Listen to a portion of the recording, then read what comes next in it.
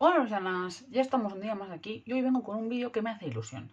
Sinceramente, yo no sé si la iniciativa de Leo Autores Octubre sigue estando vigente, porque la verdad es que estoy yo un poco desconectada del mundo y además hace mucho tiempo que no veo yo contenido de este estilo. Pero tanto si lo está como si no lo está, es que me da igual. A mí, tener una excusa para hablar de libros escritos por mujeres es bien siempre. Porque efectivamente, ya lo sabéis que en este canal leemos mayoritariamente a mujeres. Y no precisamente porque leamos mayoritariamente romántica, que además eso es una de las grandes milongas de mucha gente que no me conoce, que es que hay esa idea de que yo me paso la vida leyendo romántica. Leo romántica, claro, pero es que yo me leo 200 libros al año. Entonces, si me leo 200 libros al año, me leo 50 romántica, me leo mucha romántica, pero claro, siguen siendo 50 de 200. No dan los números. Pero bueno, que yo no tengo ningún problema con la romántica, ¿eh? Efectivamente, la romántica también son libros escritos por mujeres, pero me refiero que no es porque yo me pase leyendo un libro escrito mayoritariamente por mujeres, leído por mujeres, sino porque yo en general leo más autoras y además encima, desde que estoy bastante focus en fijarme en estas cosas, pues más, exactamente igual que me obligo y me fijo mucho en leer libros de personas, de autores y autoras LGBT, no binarios, no binarias, o con protagonistas del colectivo y con representación, exactamente igual que estoy siempre muy metida con leer literatura asiática, literatura africana, literatura americana, literatura europea no básica, porque también muchas veces leemos literatura europea y ¿qué es literatura europea? Leer a ingleses y como mucho algún francés y si no algún ruso pesado. Hay más países, entonces yo siempre he sido muy pesado, igual que siempre he leído muchos libros de realidades diferentes y también me gusta también tener siempre presente personas afrodescendientes. Que cualquier persona diría, pues vaya tontería. Bueno, pues a mí me parece importante, porque además yo por encima de todo, aparte de creadora de contenido, también soy librera y me parece que tenemos como una parte cultural, ¿no? Que tenemos que llevar. Entonces, pues, yo qué sé. Total, que a todo esto que estoy haciendo aquí, yo de esto que no le importa a nadie, seguramente. Bueno, pues que vamos a hablar de libros de autoras. Entonces, mientras yo voy hablando, os voy a dejar por aquí portadas, ¿vale? De libros que yo menciono muy habitualmente de autoras, para que los tengáis pensados. Pero este vídeo va a ser un vídeo más de libros que no menciono tanto, ¿vale? O sea, ya veréis que por aquí van saliendo, ya estarán saliendo portadas de libros que he mencionado 40.000 veces y que sabéis y que mucha gente incluso menciona conmigo porque he sido muy pesada, ¿vale? Entonces, con los libros que he sido muy pesada y he dicho 40.000 veces y ya los habéis oído 40.000 veces, pues no voy a seguir diciéndolos, simplemente os dejo por aquí la portada, os dejaré abajo en la cajita si eso el nombre y ya está. Pero que yo creo que ya los tenéis más que asumidos, que os los tenéis que leer, ¿vale? Que los tenéis que apuntar y que son importantes.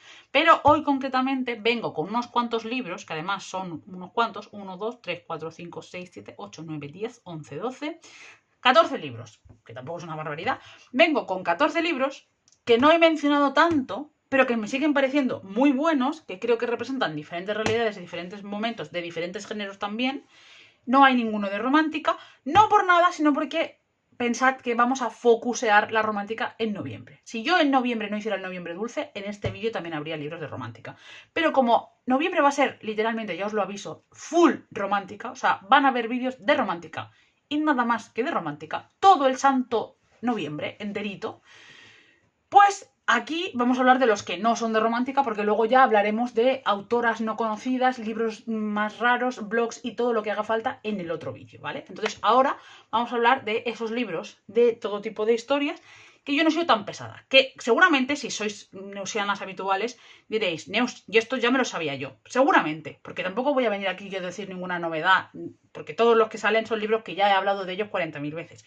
Pero de estos concretamente he hablado menos de lo normal. Entonces, por ejemplo, igual no os acordáis o solo he hablado en un par de wrap-ups o en algún book tag. No he sido tan pesada, no he sido tan incisiva con esto, o con la mayoría no tanto. Entonces, yo los quiero recordar porque creo que valen mucho la pena y está guay que los tengáis presentes, ¿vale? El primero de ellos, que además creo que de este he hablado súper poco, decidme lo contrario, cualquier sugerencia, cualquier cosa abajo, por favor, en la cajita me ponéis, yo que sé, alguna autora que me he olvidado, alguna autora que debería leer, algún libro que necesito, lo que sea. Y luego, sobre todo, si habéis leído alguno de estos libros, o tenéis apuntado alguno de estos libros por mi culpa, pues me lo hacéis saber, que me hace mucha ilusión, ¿vale? Total, primer libro. Este yo creo que lo he mencionado súper poco. Lo tengo en casa, me gustó mucho. Y es el de Sueños del Albaicín, de Carolina Molina. A ver, yo voy a ser sincera, esto es una novela histórica. Las novelas históricas ambientadas en Granada lo tienen fácil para gustarme. Porque a mí me da son todo lo mío. Quiero decir, mi ciudad favorita del mundo es Granada. La segunda seguramente sería Roma.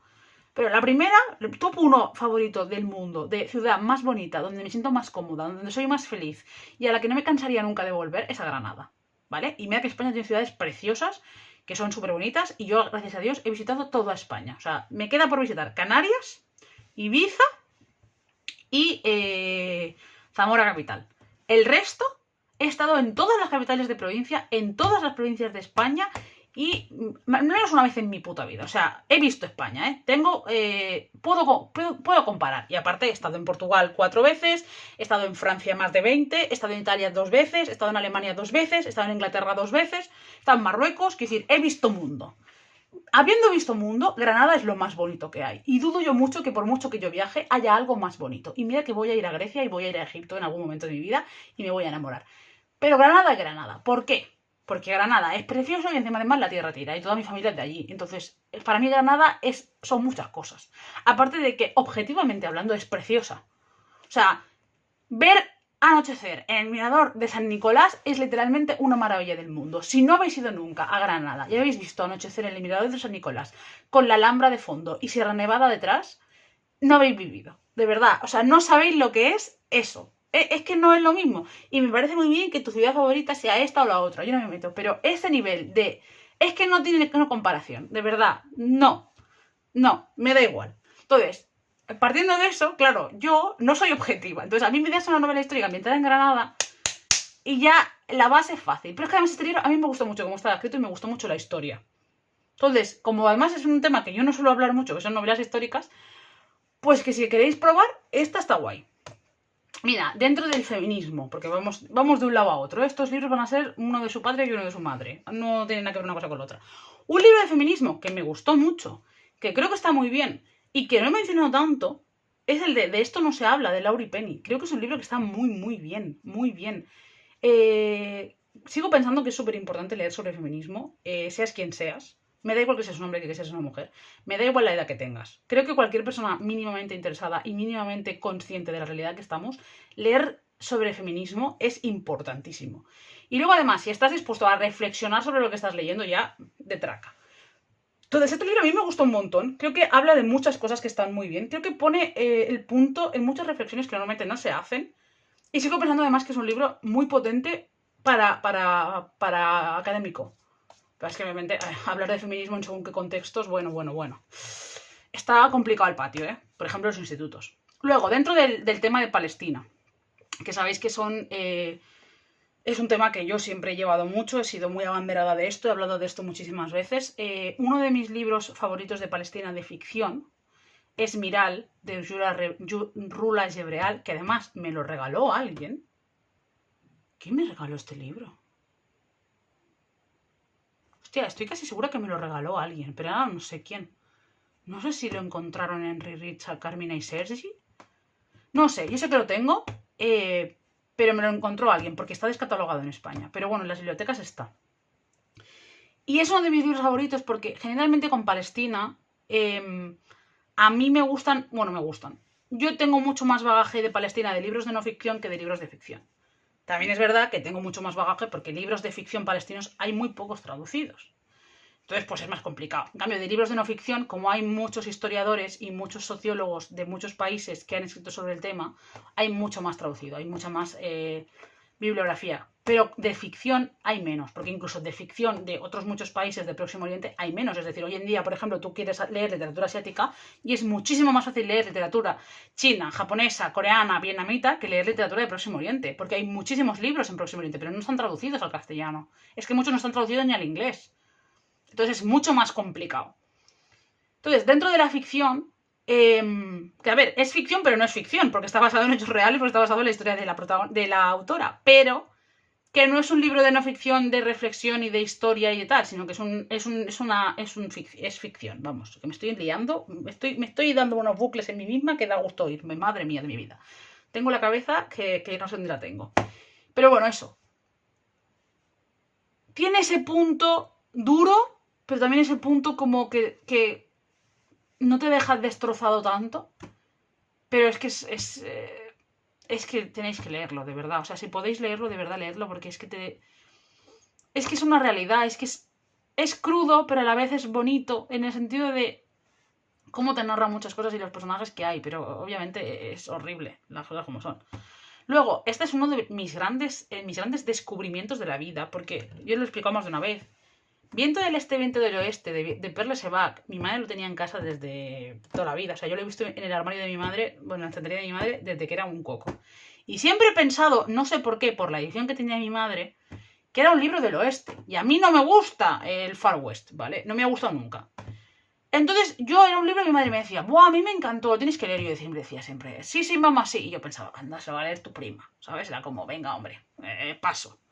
Y además encima es que yo veía Perle Sebac y pensaba que era un pavo, ¿sabes? No sé, me da la sensación de el típico tío yankee de Buck, ¿no? Bucky. Pues yo en mi cabeza tenía todo el sentido de que era un libro de vaqueros. Y yo decía, vaya peñazo. Total, que hace unos años, tampoco de tantos, hace 4 o 5 años, un día haciendo no sé qué, yo ya me había leído Lisa Sí, le estaba contando a mi madre el libro de Abanico de Seda, que luego ya se lo leyó, y me dice, ay, pues este libro me recuerda a mí al de que te digo yo siempre, al del Viento del Oeste, Viento del Este. Y le digo, ¿y ese libro qué tendrá que ver? Y me dice, no, también es de esos, tal, no sé qué. Me empieza a explicar la historia. Y entonces yo le conté, ¿no? Claro, mi madre se descojonaba de mí, la verdad. Y me lo leí. Y la verdad es que sí, es muy el estilo, que si habéis leído El Abanico de Seda de Lisa Sí, es muy del estilo. Solo que Perle se ve que es anterior. Es muy bonito.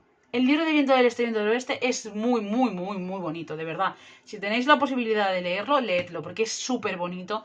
La manera en que está escrito es una delicia, los personajes, la historia, toda la crítica que tiene, todo el contexto que tiene, de verdad. O sea, muy, muy, muy recomendado. Y yendo también en Asia, un libro que está descatalogado, que no tengo, que me encantaría tener, pero que no tengo, es el de Cartas desde Birmania, de Aung San Suu Kyi, que bueno, ahora está un poco como controversial la historia, porque la autora fue ganadora del Premio Nobel de la Paz, luego se lo intentaron quitar porque resulta que hubo no sé qué. Total, a mí al final esta mujer, más allá de todo lo demás que haya podido pasar, que yo creo que además le están echando unas culpas que ella no tiene, más allá de todo eso, la vida que ha tenido y todo lo que tuvo que pasar es increíble. O sea, una persona que estuvo metida en su casa durante años, bueno, allí encerrada, cómo la trataron, lo que tuvo que vivir, lo que tuvo que pasar, lo que ha tenido que luchar esta mujer por Birmania, bueno, por Myanmar, porque ahora es Myanmar, es impresionante. Y que ahora se quiera tapar su historia y echarla al barro cuando es una persona, es que al final me hace mucha gracia porque, para que entendáis el contexto, ella obviamente era una disidente política, lo pasó muy mal, estuvo, digamos, en prisión domiciliaria, las pasó canutas y estas cartas son las cartas que ella iba escribiendo, ¿no? Entonces, cuando ya pasó todo, ya liberaron y tal, ella se metió en política, ha sido una luchadora nata y tal, y estando ella en el poder, bueno, estando ella en el poder, estando ella dentro de los partidos democráticos, etcétera, etcétera, o sea, en plan, ella no ha sido dictadora de Myanmar, ni muchísimo menos, ¿vale? Pero formando ella parte del gobierno, etcétera, etcétera, han pasado una serie de cosas y ha habido ataques contra los musulmanes, porque en toda esa zona asiática hay mucha islamofobia. Bueno, en todo el mundo hay mucha islamofobia, pero esa parte de allí tiene mucha islamofobia. Entonces, hay una parte del gobierno y de la oposición que le echa la culpa a ella a nivel personal de lo que ha habido. Y es en plan de... O sea, eso es como literalmente si ahora hubiera ataques, que cualquier día pasa, porque tal y como están las cosas no me extrañaría. Hoy en día hubiera ataques a magrebíes en España, pues eso, que cogieran y se empezaran a palizarlos a cientos, y la gente le echa la culpa a Pedro Sánchez. Y tú dices, ¿pero qué tendrá que ver? Quiero decir, le puedes echar una culpa, una responsabilidad en el sentido de, una vez suceden, pues no haber hecho cosas como para paliar eso y cambiar. Pero la culpa no la tiene... O sea, Pedro Sánchez no le ha ido a pegarle a nadie, ¿sabes? No, pues es un poco así. Y además es que realmente la información que ya es una información como muy vedada, que tampoco se sabe qué, tampoco hay fuentes fidelinas, no sé. El tema con Myanmar está jodido. Entonces, a mí, indistintamente de lo que pasa con esta mujer, a mí este libro me parece que es historia viva de un personaje histórico muy importante y una mujer muy relevante y que vale muchísimo la pena leer. Eso sí, es difícil de encontrar del copón. Yo lo pude leer por la biblioteca, pero es jodido. Muy jodido de encontrar. Pero para mi manera de pensar, este libro vale mucho la pena. Luego, un libro que si sois españolas, o sea, si no sois españolas, obviamente lo podéis leer y no hay ningún problema. Pero especialmente, neusianas, que sois españolas, deberíais leerlo. Deberíais leerlo, sinceramente. Que son Las cartas de Elena Francis, una educación sentimental bajo el franquismo. O sea, deberíais leer este libro. De verdad, os lo digo. Perdón, es que está haciendo la de arriba ruido en su casa. No sé por qué cojones. De repente. Pero bueno, deberíais leer este libro. De verdad, os lo prometo. Porque indistintamente de la edad que tengáis, y si sabéis que eso no es, que es o que no es la Elena Francis, que creo que muchas de las que me seguís sí sabéis lo que era. Este libro que además tiene una parte personal muy bonita para mí, porque las cartas de Elena Francis, bueno, muchas de las cartas y de las contestaciones y de muchos documentos de Elena Francis se encontraron precisamente en Cornellá, que es mi pueblo. Y los autores y tal estuvieron aquí documentándose y nosotros tenemos muchas cosas todavía guardadas aquí en el archivo de Cornellá. Entonces, lo que lees en este libro y lo que ves en este libro es increíble. O sea, te das cuenta de realmente cómo fue el franquismo con las mujeres en este país, cómo se gestiona unas... Es que es muy Goebbels, o sea, sé que vais a pensar algunas o algunos que podáis ver este vídeo que soy una exagerada, pero cuando se habla de Goebbels con la comunicación y cómo habla Goebbels de las influencias que tiene la política y los medios en la gente y cómo manipular a la audiencia y cómo educarla para que haga unas cosas y otras, que Goebbels en eso era buenísimo, o sea, era un hijo de la gran puta, pero era muy bueno en eso.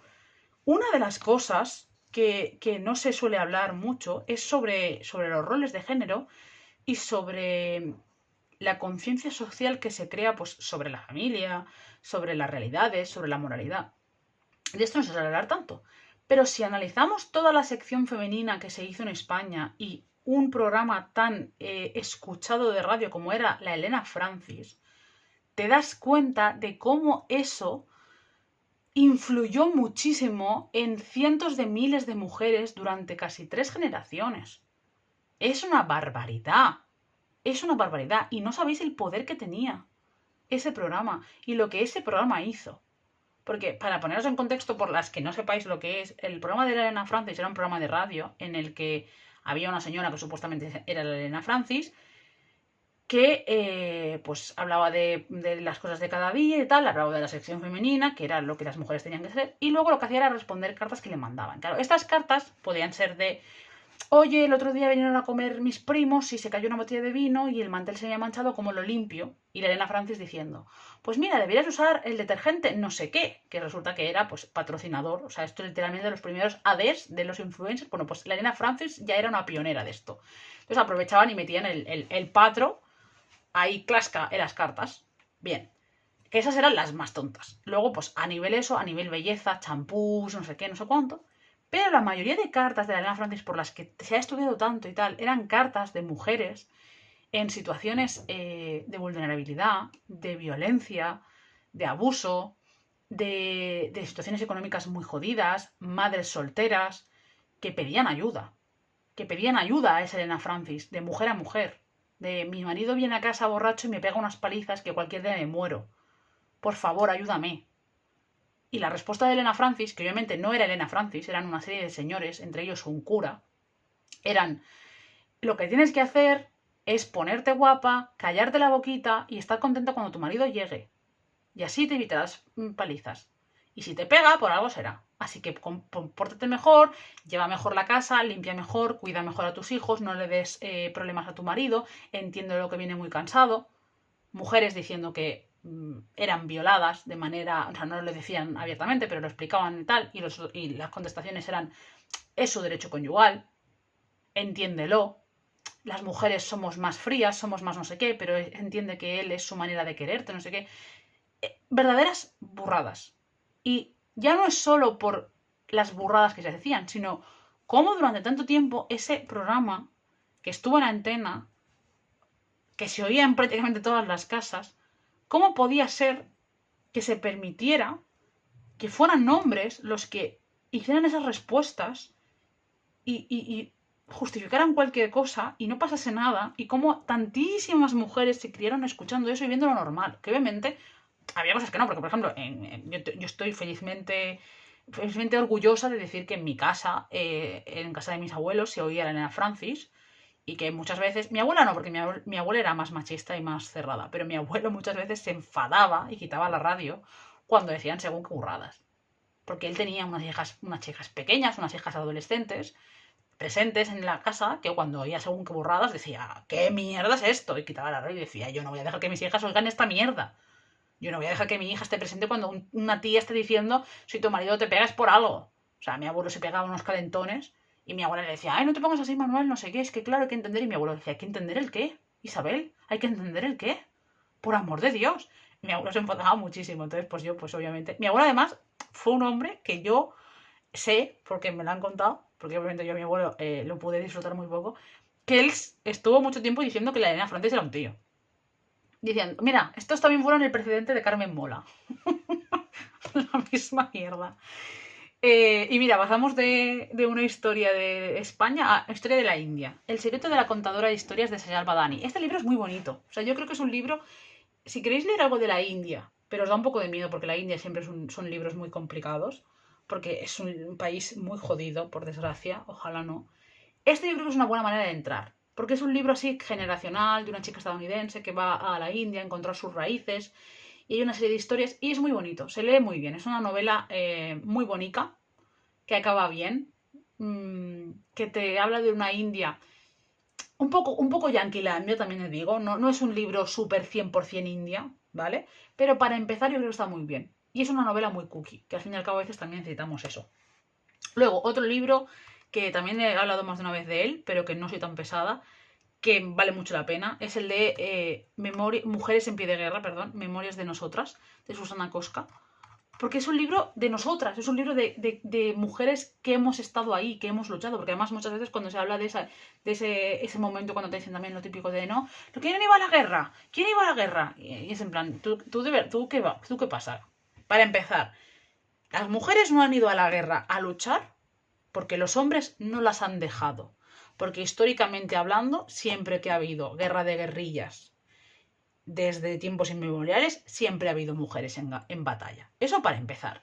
Cuando ya empezó Edad Media y demás, y empezaron a hacerse las guerras de otra manera, y ya no era lo típico de los romanos yendo contra, o sea, los romanos con ejército militarizado, que obviamente eran hombres, contra bárbaros y indígenas luchando, ahí había mujeres. En los romanos militarizados no, vale. Cuando ya se hace esta militaridad, ya no tanto, pero en el momento en que se militariza la guerra, claro que había mujeres.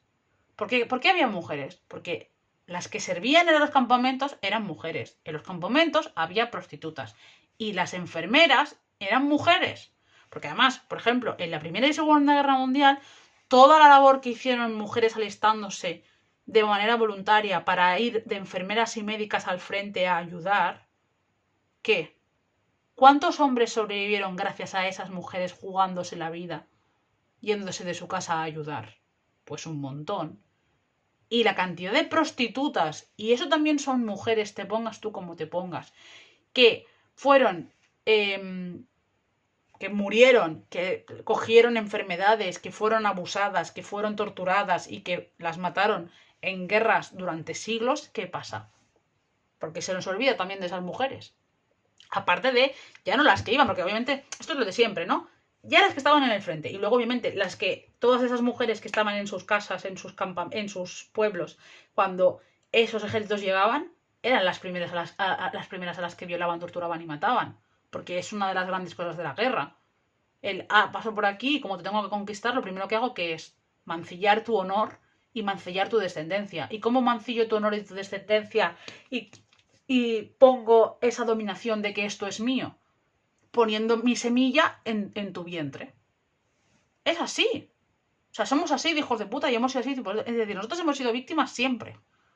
No me toques los cojones. No porque la mujer sea una víctima, sino quiero decir que nosotros hemos estado formando parte. Que esta idea absurda de Claro, en la guerra os gusta mucho tal porque nos vamos nosotros y vosotros os quedáis tranquilas en casa. ¿Cuándo se ha quedado una mujer tranquila en casa en una guerra, cariño mío? ¿Cuándo se ha quedado una mujer tranquila en casa en una guerra? Es que no tienen luces. Entonces, este libro es duro, pero está genial. Luego, un libro que tampoco menciona mucho que está muy bien es el de Las Olvidadas de Ángeles Caso. Este libro está también muy bien. También es un compendio de mujeres que están olvidadas, porque es que es eso, es que al final muchas veces es una y otra vez hablar de lo mismo. Todas esas mujeres que históricamente han estado, que históricamente han hecho, que históricamente han supuesto una diferencia, que han sido buenas en lo suyo, que han marcado hitos históricos y que están olvidadas y que no se las conoce y que no se sabe su nombre. Y es una vergüenza, porque es una vergüenza. Luego que si lleváis tiempo aquí os sonará, este es el libro a las que sois de toda la vida. Este es el libro de la Croacia africana. ¿Os acordáis? Porque es un libro que yo no sé por qué, en qué cabeza me metió a mí, yo no sé qué me fumé, que es el de Donde crecen flores silvestres de Aminata Forma, que es un libro, es que yo de verdad que lo pienso y digo, madre mía, que yo me empecé a leer y yo me lo imaginaba en África, ¿vale? Me imaginaba la típica película de una mujer que llega con su hijo a un pueblo africano. Y entonces, pues el vecino es un señor africano, es un chico negro, africano, con rasgos y tal, y que se gustan y no sé qué, no sé cuánto. Total, que yo estaba ahí y había descripciones de cosas que decía, no me está cuadrando esto con ninguna zona subsahariana. No me está cuadrando, no me está cuadrando, no me está cuadrando. Y luego se podían hablar de cosas de la guerra y no sé qué, y no sé cuánto, y que si Yugoslavia. Y yo decía, ¿qué cojones tiene que ver esto con Yugoslavia? No entendía nada, era como, ¿qué coño? Hasta que me di cuenta, porque soy retrasada, que el libro está ambientado en Croacia. Y que los protagonistas son blancos. Blancos yugoslavos. Pero por alguna extraña razón que no comprendo, yo hice clic. Entonces en el canal se ha quedado como el libro de la Croacia africana, que es un libro que me encantó. O sea, es un libro que me puto encantó. De verdad, es un librazo. Entonces, yo lo recomiendo, pero que sepáis que no es africano. Madre que me parió. Luego, sí que lo he mencionado, pero entendedme que no he sido tan pesada como con Serpiente del Sueño, entonces por eso lo pongo aquí. Que es la saga Vorkosigan de Lois McMaster Bujold. Yo creo que voy por el 6, más o menos 5 o 6 de la saga. Pero es que me gustan mucho. Es que creo que están muy, muy bien. Son muy de mi estilo, porque son sci-fi, rollo space opera, reflexivos guays. Y es que me parece vergonzoso que sea una saga tan olvidada. O sea, de verdad. Con la sci-fi y la fantasía, las editoriales se ofuscan con 3 señores y se olvidan de que hay más cosas. Y esta mujer se merece todo el renombre y todo el reconocimiento del mundo. Estos libros son una maravilla. Son una maravilla.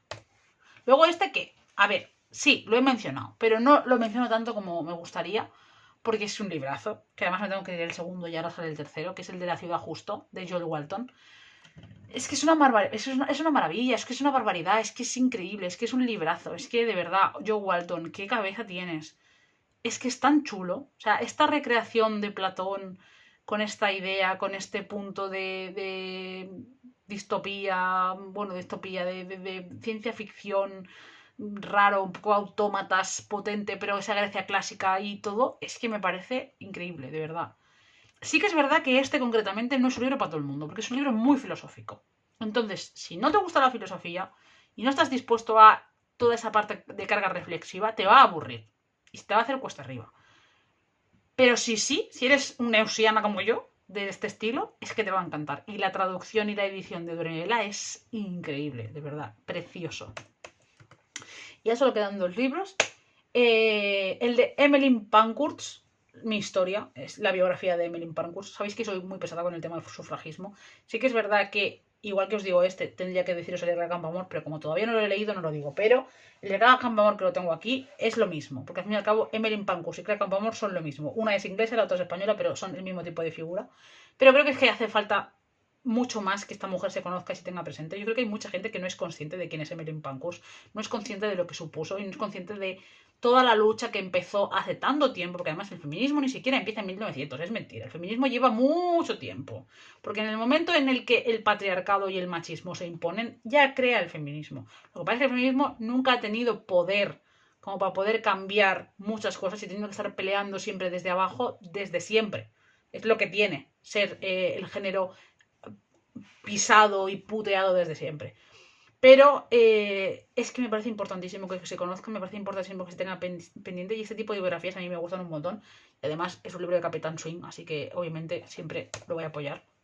Y otro libro muy potente, muy duro y muy necesario es el de Deshonrada. Es una historia muy dura, pero vale mucho la pena.